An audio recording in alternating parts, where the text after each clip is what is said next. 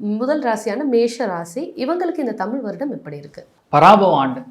நிறைய நல்ல விஷயங்களும் சுபகாரியங்களும் எல்லார் வீட்லேயும் நடக்கணும்னு சொல்லி நம்ம பிரார்த்தனை பண்ணிக்கலாம். முதல் விஷயம், மேஷராசி நண்பர்களுக்கு வீடு மாறும், இடம் மாறும். அதாவது புது பிரான்ச்சு, புது வீடு, புது இடம், புது ஜாபு, புது பாஸ், இந்த மாதிரி பல விஷயங்கள் வந்து மாற்றத்துக்குரிய ஒரு காலமாக இந்த பராபவ ஆண்டு முழுக்க முழுக்க இருக்கப்படுது. ஏன்னா ஜூனுக்கு அப்புறம் இவங்க லைஃப் மாறுறதுங்கிறது கண்கூட பார்க்கலாம். அதாவது வரக்கூடிய அக்டோபருக்கு அப்புறம் மேஷத்துக்கு வந்து நிறைய பேருக்கு கல்யாணம் ஆகும்.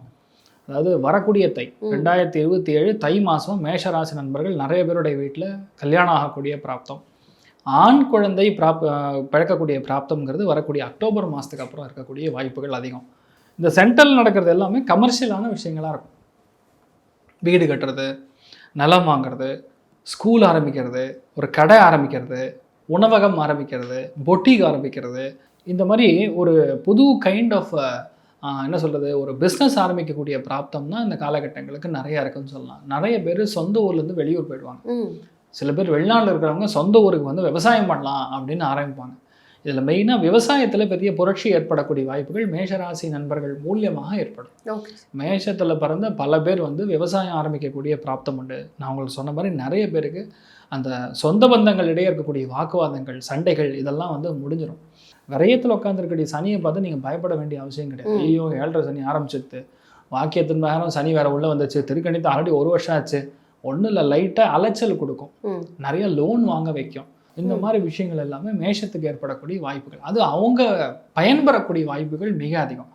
வீட்டில் யாரெல்லாம் மதர் இருக்காங்களோ அவங்களோட ஹெல்த் பார்த்துக்கணும். செஸ்ட் பிரெஸ்ட் சம்மந்தப்பட்ட விஷயங்களில் கொஞ்சம் கவனமாக இருக்கணும். புது விஷயங்கள் எடுத்து பண்ணும்போது பெரிய சக்ஸஸ் கொடுக்கும். வரக்கூடிய டிசம்பருக்கு அப்புறம் ஒரு பிரச்சனையும் கிடையாது. அதாவது 2026 டிசம்பருக்கு அப்புறம் எந்த பிரச்சனையும் கிடையாது. எடுத்த காரியங்கள் எல்லாமே சும்மா ஜாமுன்னு நடக்கும். மேஷத்துக்கு ரொம்ப ஓஹோன்னு இருக்கக்கூடிய காலகட்டம் தான்மா. ஓகே சார், இவங்களுக்கு என்ன மாதிரியான வழிபாடு சார் நல்லது? மெயினாக நான் சொல்லக்கூடியது, ஒரு ஜீவ சமாதி அடைந்திருக்கக்கூடிய மகான்களை போய் தரிசனம் பண்ணிட்டு வர்றது. மெயினாக மந்த்ராலய மகான், கலியுக காமதேனும், கல்பவருஷம், மந்த்ராலய மகாபிரபு, ஸ்ரீ ஒரு ராகவேந்திர சுவாமியோடைய ஒரு கோவிலுக்கு மடத்துக்கு சென்று வழிபாடு செய்துட்டு வர்றது. அதே மாதிரி ஒரு பெரிய பிரச்சனைகள் இருக்காங்க, ரொம்ப பெரிய ஒரு இக்கட்டான சூழ்நிலை, அதாவது அந்தளவுக்கு கடனில் மூழ்கி இருக்கேன்னா ஒரு 3 மாதம் தொடர்ந்து பௌர்ணமி திதி காலையில், பௌர்ணமி அன்னைக்கு காலையில் ஒரு நதியில் போய் குளிச்சுட்டு போய் நீங்கள் சுவாமியை பார்த்தீங்கன்னா உங்களுக்கு கடன் தீரக்கூடிய வாய்ப்புகள் பிறக்கும்.